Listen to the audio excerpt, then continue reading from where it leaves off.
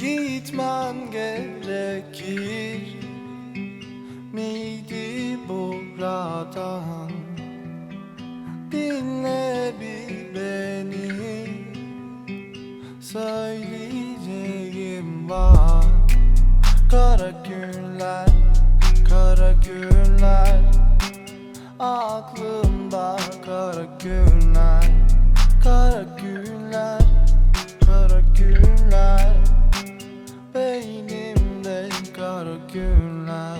Düşündüğümde birden ne yaptım şimdi kendime? Anlamsız bir aşkın içine düştüğümde, kalkıp aynaya baktığımdaysa kendime soruyorum, hak ettim mi bunu sen? Yok, cevap aldım yok. Herkesten, her şeyden boş gibi. Kafamı yakalamam lazım şimdi.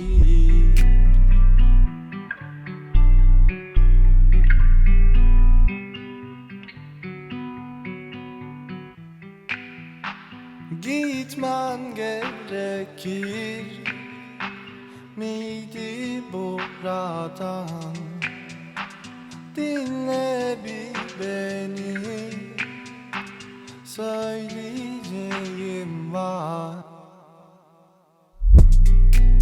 Kara günler, kara günler, aklım